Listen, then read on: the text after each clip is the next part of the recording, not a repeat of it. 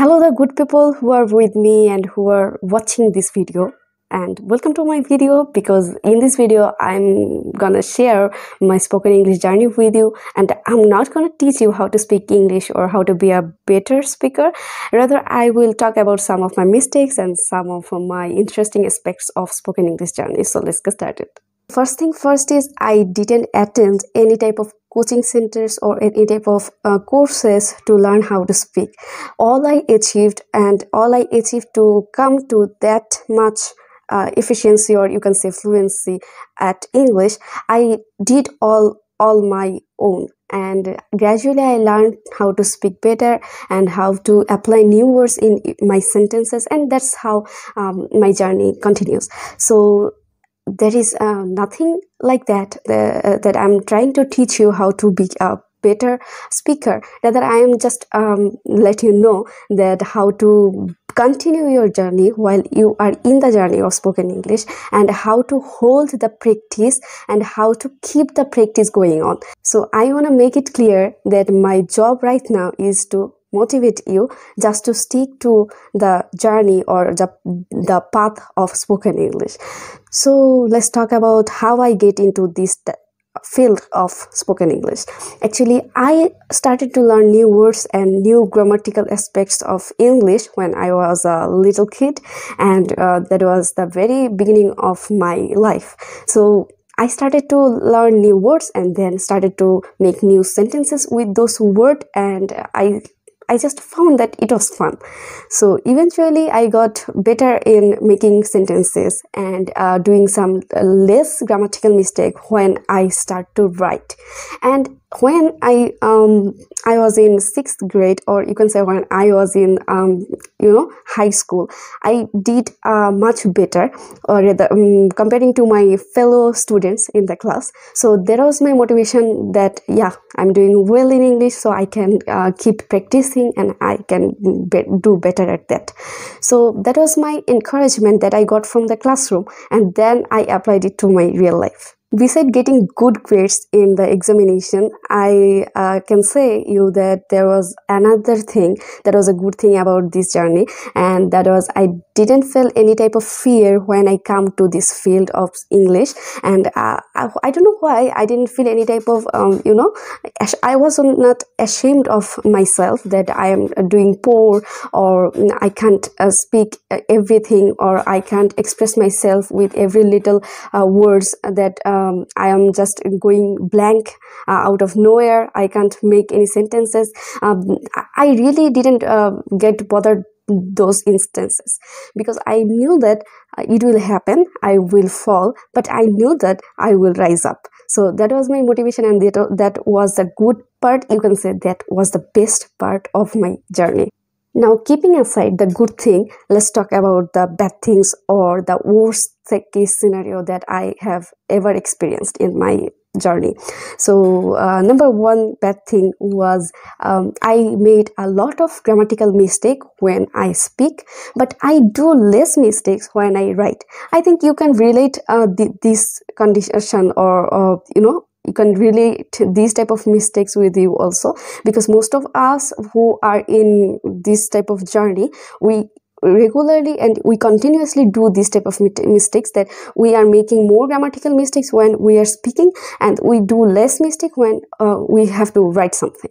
So sometimes people get depressed about this, and people get demotivated by this, and they stop practicing speaking, and that's how they just end their journey of spoken English. But that was not my case. I was very, very conscious about my grammatical mistake, though I just repeatedly continued to do that. It was clear to me that I will do some mistakes when I am speaking, because I can't see actually what mistake I am doing, because it's a flow. When you write something, you can see with your eyes what you are doing, what's going on there in your in your exercise book or in your paper. But when you are speaking something, you can see you are just going with the flow, and you are just engaging with the conversation. But so there is nothing like that you can be concerned about the grammatical mistakes. If you want to be fluent, you just need to be focused on the conversation and on the flow of the conversation. You can't pay attention to the grammatical mistakes and to reverse the conversation and go back there and just replicate those things. You always have to come forward and go forward with your talking. So it was my promise to myself that I will do mistakes and I will not pay any attention to those mistakes when I'm speaking. So expecting mistake is a good thing when you are in the field of this type of phrase of spoken English. So now come to the number 2 type of bad thing. That is when you are speaking, you do lot of pronunciation mistake. You know how to pronounce a word, but you do the same mistake when to that particular word when you are talking about that in your and applying that in your sentence while talking. And that's so frustrating that you know a pronunciation of a particular word, but you are pronouncing it wrong way, and you are delivering your conversation with some wrongly pronounced word. And that was so sometimes I feel so ashamed of that. I know you can relate it to sometimes your brain just stop working and get you in some trouble. So jokes apart, I always get in trouble with my brain. My little dumb brain always gets me with some type of trouble. Don't attempt to make the mistake correct again, and I literally don't pay any heed. That's my rule, and that's my courage that I start to continue the conversation somehow. So I don't care what the other people thinking about me. So I just don't pay any attention. So that's the thing that gives me the strength to continue the conversation and to be fluent again. The part number 3 type of bad thing that I do or I experience when I talk, that is about accent.